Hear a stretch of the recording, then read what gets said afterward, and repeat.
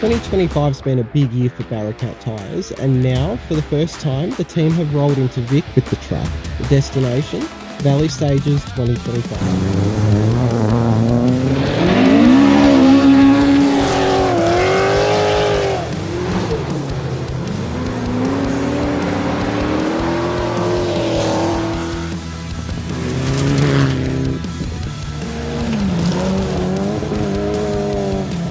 4 Baracatt-equipped cars are competing in Valley Stages this year. Tom Johansson in the WRX, Braden Kendrick in his VN Commodore, Frank Luch in his BMW 325, and David McGee in his Evo 3.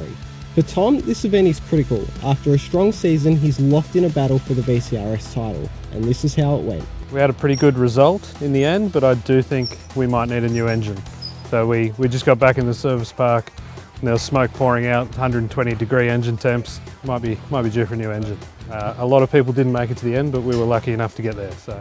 Running Baracatt-supplied tyres for the event, Tom's focus was simple: stay fast, stay clean, and keep the title dream alive. The Baracatts were fantastic. So as you can see, we've still got plenty of life in them. Nice edges still. Yeah, they're a great tyre. Couldn't be happier with them. Well, we'll get the engine replaced, and then we've got one more round left while we chase down the Victorian Club Rally Championship.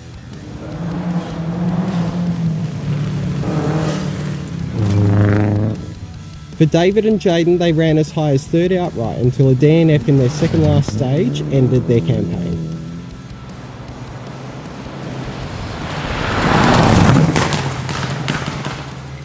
Braden Kendrick was chasing a title of his own, the two-wheel drive crown in the Victorian Rally Championship. It was a brutal event out there. It was, a lot of the front runners had punches. We think we got the two-wheel drive win for the day, and what else do you want?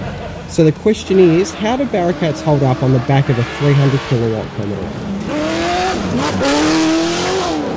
Yeah, tyres are good. Tyres have been good all year. That's why we keep coming back for more. And you're gonna mince them out the back on this thing, but nah, look, we're getting the results this year, so I think that speaks for itself. Yeah. On a mix of fast and flowing roads and tricky technical sections, consistency was key, and Braden delivered, though it wasn't incident-free.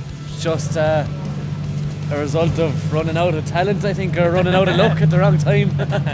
So it was just, I couldn't blame either of us for it. Just got a bit sideways and kept going sideways. Not the first, and that won't be the last time we're backing in, I think so. Among the Baracatt runners, Frank Luch brought a bit of European flavour with his BMW 325i. It's been a good 12 months since we've been out in the car, and yeah, really looking forward to getting out in the Beamer. We've got a few little modifications on the car which make it a little bit more drivable, so it'll be interesting to see how we go.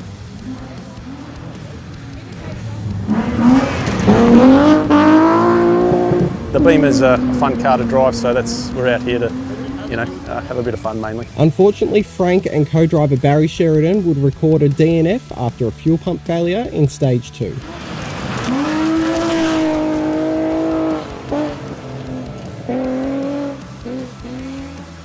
From Victoria to the snowy mountains, the Baracatt tyres team rolled straight into the Monaro Stages Rally, one of the biggest events on the AMSA calendar.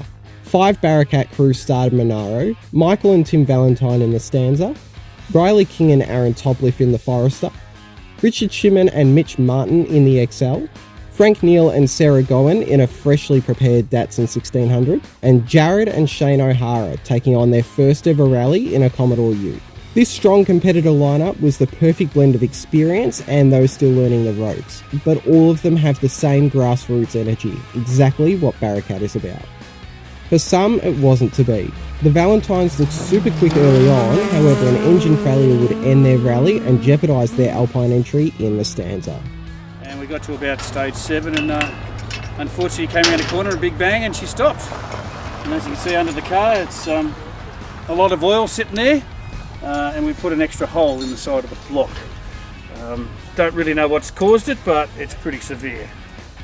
Riley King and Aaron Topliff were looking forward to another strong event in their pretty unique choice of rally car. We thought it would be a little bit unique. You don't see many Foresters out rallying, and it's pretty much just a WRX with a different shell, so that was kind of our reason behind going for the Forester. Unfortunately, their day too would end with a DNF. Richard Shimon and Mitch Martin almost brought the XL home, however an issue on the transport to stage 12 led to a DNF.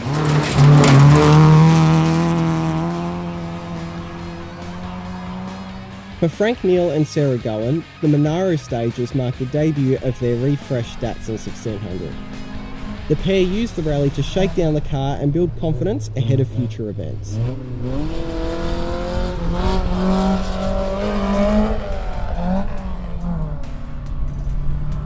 The standout story of the weekend though came from Jared and Shane O'Hara taking on their very first rally together in a Commodore U. For Jared, this wasn't just a debut, it was a milestone. Still on his L plates, tackling the same stages as some of the state's best.